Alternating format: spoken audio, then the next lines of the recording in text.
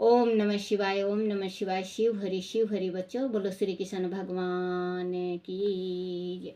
राधे राधे बच्चों, राधे राधे। बोलो भागवत, बोलो श्रीमद् भागवत पुराण की जय। श्री भागवत पुराण में 9वां अध्याय, युधिष्ठिर का श्री कृष्ण के साथ भीष्म जी के पास जाना। सूत जी कहते हैं, हे ऋषियों, धर्मराज युधिष्ठिर की आत्मा पीड़ा बढ़ती जा रही थी। उन्हें प्रजाद्रोह का भय सताने लगा था। तब सभी धर्मों का ज्ञान प्राप्त करने की इच्छा से वह श्री कृष्ण के साथ कुरुक्षेत्र उस स्थान पर पहुँचे जहाँ बाणों की सैया पर भीष्म पितामह पड़े हुए थे। उनके सभी भाई उनके पीछे पीछे वह पहुँच गए। भीष्म पितामह ने संकल्प लिया था कि जब तक सूर्य उत्तरायण नहीं होंगे तब तक वह अपने प्राण नहीं छोड़ेंगे। श्री भीष्म पितामह के दर्शनों के लिए आने का अनेक ऋषि मुनि वहां एकत्र हो गए थे। भीष्म पितामह भगवान श्री कृष्ण के प्रभाव से परिचित थे। वह मन ही मन उनकी आराधना कर रहे थे। सभी पांडव बड़े प्रेम से पितामह के चरणों ओर बैठ गए। उन्हें देखकर पितामह की आंखें प्रेम आंसू से भर उठी। उन्होंने उनसे कहा, हे धर्मपुत्र, तुम्हें जो दुख और कष्ट भोगने पड़े तुम कदापि उनके योग नहीं थे, परंतु प्रबंध और होनी को कौन टाल सकता है। जिस प्रकार आकाश के मेघ आयु के वाशीभूत होते हैं, वैसे ही वह सारा संसार काल भगवान के अधीन रहता है।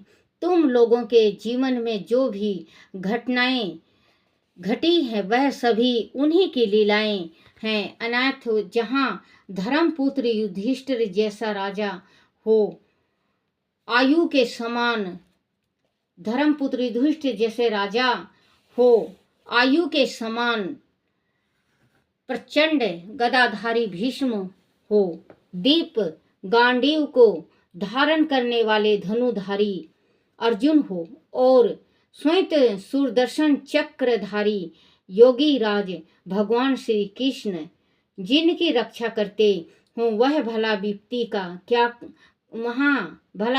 का क्या काम। यह काल रूप श्री कृष्ण कब क्या करना चाहते हैं, इसे कौन जानता है। पुत्र युधिष्ठिर, संसार में घटित होने वाली सभी घटनाएं ईश्वर के अधीन हैं। ऐसा ही सोचकर अब तुम अपनी प्रजा का पालन करो। अब तुम ही उनके स्वामी हो। उनका दुख दर्द अब तुम्हारा है। हे पुत्र, तुम्हारे साथ यह जो श्री कृष्ण खड़े हैं, उन्हें साधारण जन मत समझो। वह साक्षात भगवान है, परम पुरुष नारायण है। अपनी माया से यदुवंशियों को मोहित कर यह लीला कर रहे हैं। उनका स्वरूप और प्रभाव अत्यंत गूढ़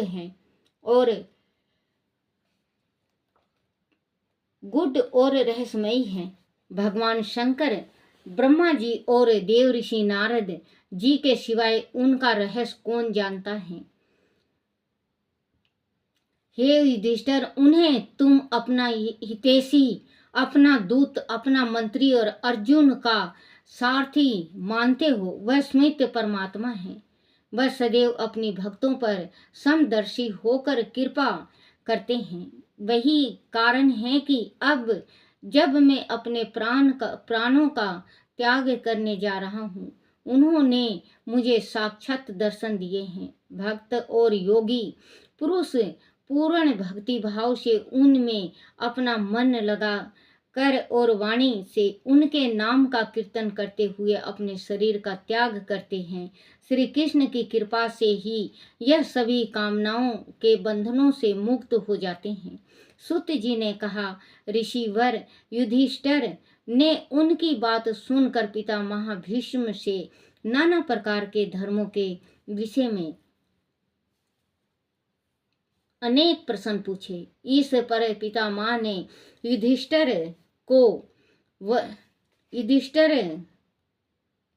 युधिष्ठिर को वर्णन और आश्रम के अनुसार पुरुष के स्वाभाविक धर्म और कर्म बताए। निवृत्ति और प्रवृत्ति के स्वरूपों को समझाया। धर्म दाता धर्म, राजधर्म, मोक्ष, स्त्री धर्म, भक्ति, अर्थ, काम आदि के विषय में विस्तार से बताया। जिस समय भीष्म पितामह इस प्रकार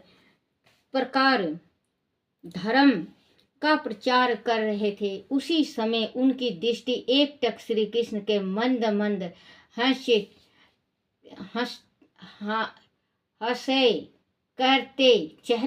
हंसते हुए चेहरे पर टिकी थी। तभी सूर्यदेव उत्तरायण आ गई। इच्छा मृत्यु का वरदान पाए भीष्म पितामह ने सब ओर से मन हटाकर अपने सामने बैठे आदि पुरुष भगवान श्री कृष्ण में लगा दिया। बड़े प्रेम से उन्होंने भगवान की स्तुति की। हे प्रभु, अब यह शरीर छोड़ते समय मैं अपनी यह बुद्धि आपके श्री चरणों में समर्पित करता हूँ। भगवान, मेरा यह शरीर, मेरा अंत कारण और आत्मा आपको समर्पित है। हे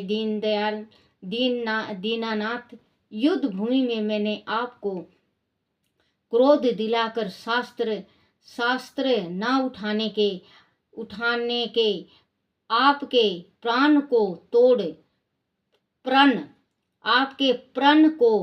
तोड़ डाला था। फिर भी आपका अनुग्रह मेरे प्रति था। उसी अनुग्रह को साक्षी मानकर मैं अपनी गति अब आप में आश्रित करता हूँ। सूत जी कहते हैं, इस प्रकार भीष्म पितामह ने मन, वचन और कर्म से अपनी समस्त विनतियों को आत्मा स्वरूप भगवान श्री कृष्ण में लीन कर दिया।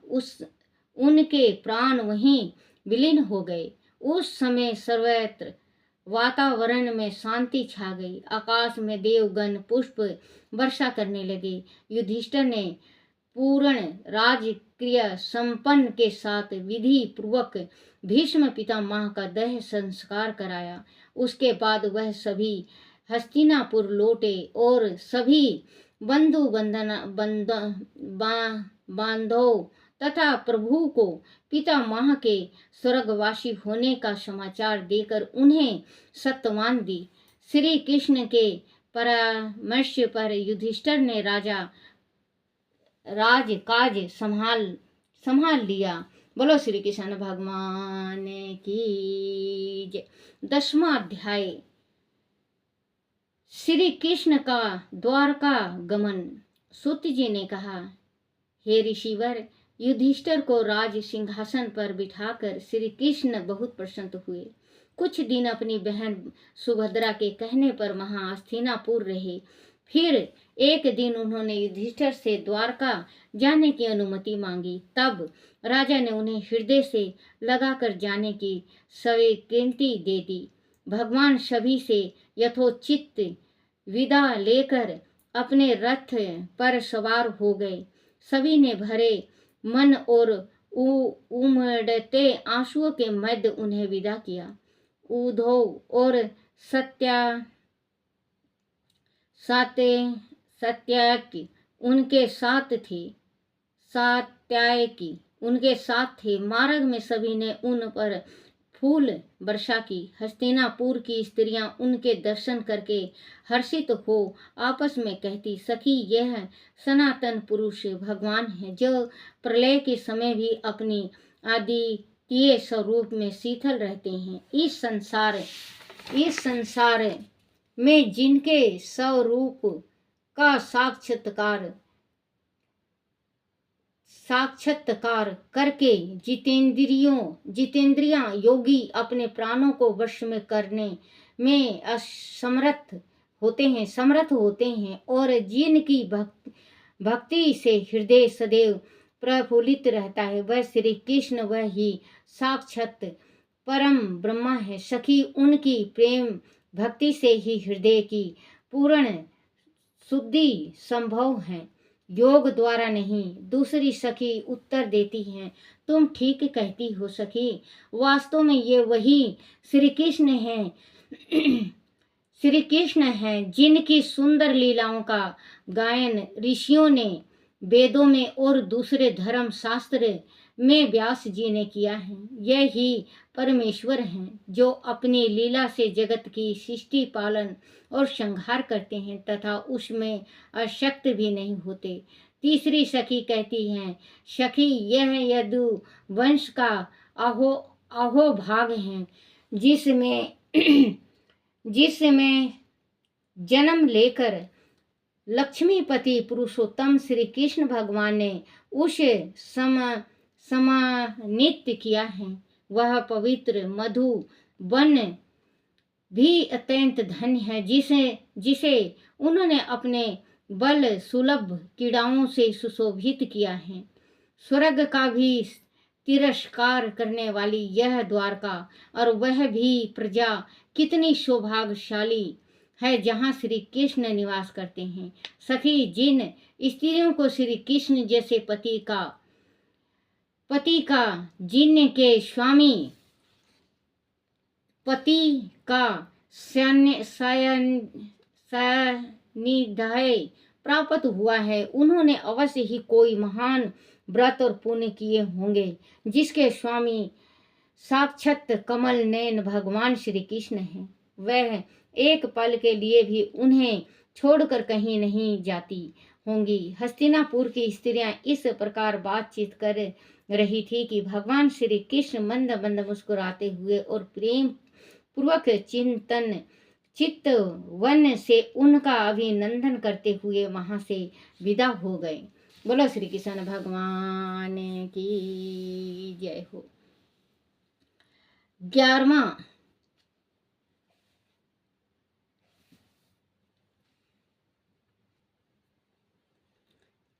अध्याय भागवत पुराण का। द्वारका में श्री कृष्ण का राजोचित स्वागत। सूत जी ने कहा, हे ऋषिवर, भगवान श्री कृष्ण अपने समुद्र अनंत देश पहुंचकर नगर के बाहर रुके और उन्होंने अपने पंच जन शंख का तुमुल जय घोषण किया। उस सुनकर द्वारका के लोग तरह तरह के उपहार लेकर दौड़ पड़े और नगर के बाहर श्री कृष्ण के रथ को देखकर प्रेम से वासीभूत हो आंसू बहाने लगे। श्री कृष्ण की मधुर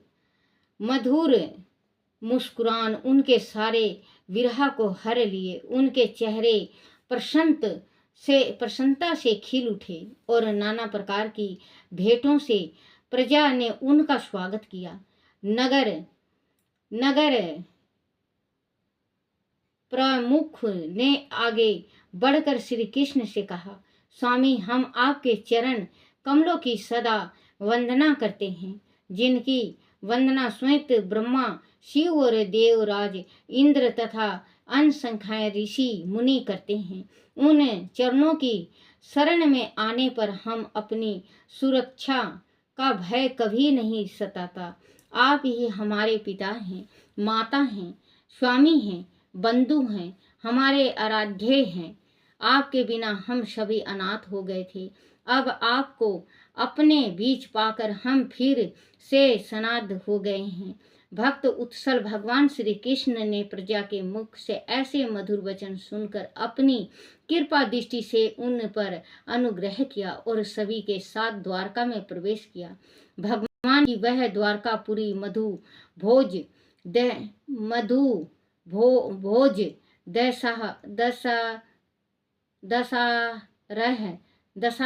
दशहरा आरहा कुकोराहा अंधक और विषेण वंशी यादव से जिनके पराक्रम की तुलना और किसी से नहीं की जा सकती थी। पूरी तरह सुरक्षित थी। प्रकृति के अद्भुत सौदे से मढ़ित वह नगरी अति सुंदर उद्यानों, पुष्प वाटिकाओं, ऊंचे ऊंचे भवन और कीड़ा वनों से आच्छादित थी। बीच बीच में कमल पुष्प से भरे जल शयन नगर की शोभा को बढ़ाते थे।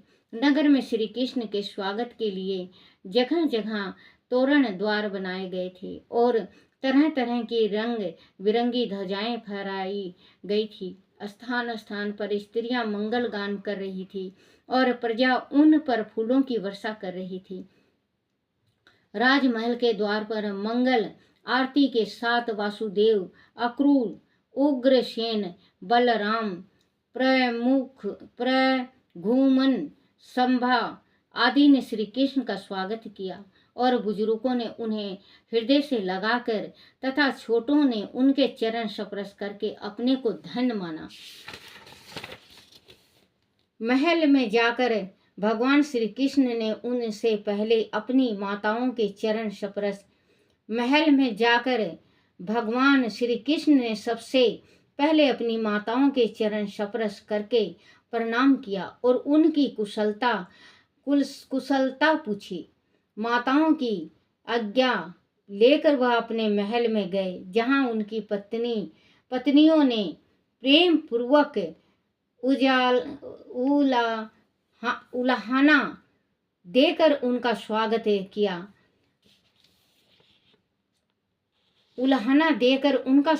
किया। और अपनी अपनी विरह कथा उन्हें सुनाई।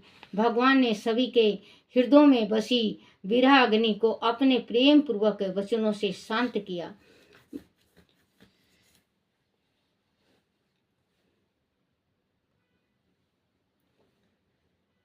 बालू रेती में लोट पोट होए, यशोदा मैया तेरो ललना। बालू रेती में लोट पोट होए, यशोदा मैया तेरो ललना।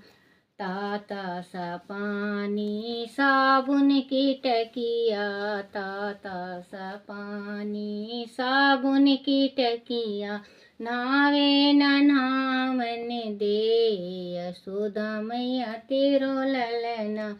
ये तो नहावे न नावन दे, यशोदा मैया तेरो ललना। बालू रेती में लोट पोट होए, यशोदा मैया तेरो ललना। बालू रेती में लोट पोट होए, यशोदा मैया तेरो ललना। ताती सी पूड़ी और गुले दाना, ताती सी पूड़ी और गुले दाना, खावे न खावन दे, यशोदा मैया तेरो ललना। ये तो खावे न खावन दे, यशोदा मैया तेरो ललना।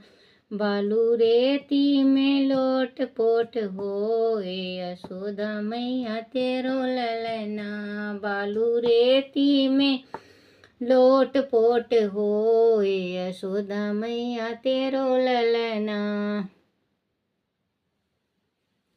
सोने का लोटा गंगा जल पानी, सोने का लोटा गंगा जल पानी, पीवे न पीवन दे, यशोदा मैया तेरो ललना। ये तो पीवे न पीवन दे, यशोदा मैया तेरो ललना। बालू रेती में लोट पोट होए, यशोदा मैया तेरो ललना। बालू रेती में लोट पोट होए, यशोदा मैया तेरो ललना।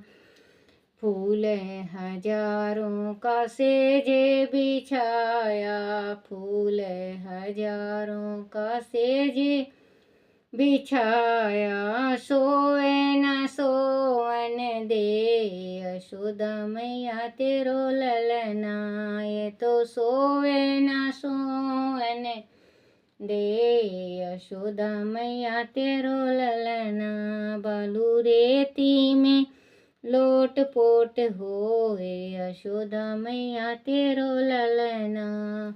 बोलो श्री कृष्ण भगवान की जय हो। श्री कृष्ण गोविंद हरे मुरारी, हे नाथ नारायण वासुदेवाय, हे नाथ नारायण वासुदेवाय, हे नाथ नारायण वासुदेवाय। श्री कृष्ण गोविंद हरे मुरारी, हे नाथ नारायण वासुदेवाय। बोलो श्री कृष्ण भगवान की जय हो। अपने अपने माता पिता की जय, अपने अपने गुरुदेव महाराज की जय हो। हे मेरे कान्हा, हे मेरे विष्णु भगवान, मेरे से कोई गलती हो जाए, कोई टूटी हो जाए, कोई भूल हो जाए, मुझे क्षमा करना, क्षमा करना, क्षमा करना। इस संसार में जो भी आपका भागवत करवाता है, भागवत सुनता है, भागवत पढ़ता है, उसकी हर एक मनोकामना पूर्ण करना, पूर्ण करना, पूर्ण करना। उनके पितरों को मोक्ष देना, मोक्ष देना, मोक्ष देना। हमारे पितरों को भी मोक्ष देना, मोक्ष देना, मोक्ष देना। बोलो श्री कृष्ण भगवान की जय हो।